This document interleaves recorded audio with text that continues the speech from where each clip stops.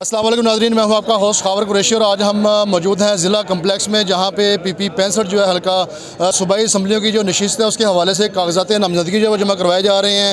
और जैसा कि आप देख रहे हैं मेरे पीछे PTI के कारकुनान जो इंतहाई पुरजोश नज़र आ रहे हैं।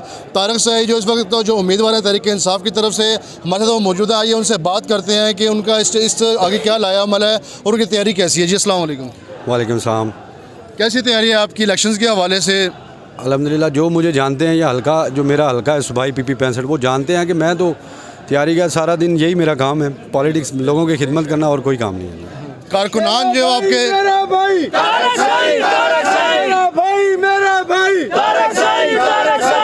कारकुनान आपके बड़े पुरजोश नजर आ रहे हैं और बहुत बड़े जो है अवाम का जम्मे गफीर आपके साथ है।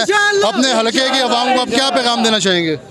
मैं सब दोस्तों से यही कहूँगा कि इंशाल्लाह ताला आने वाला इलेक्शन जो है वो पाकिस्तान तरीके इंसाफ का है।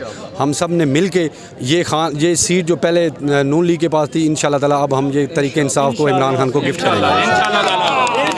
जी हमारे साथ जो है हल्का PP 65 से MP के उम्मीदवार तारिक साई मौजूद है। उनकी बात सुनी। इजाज़त दीजिए।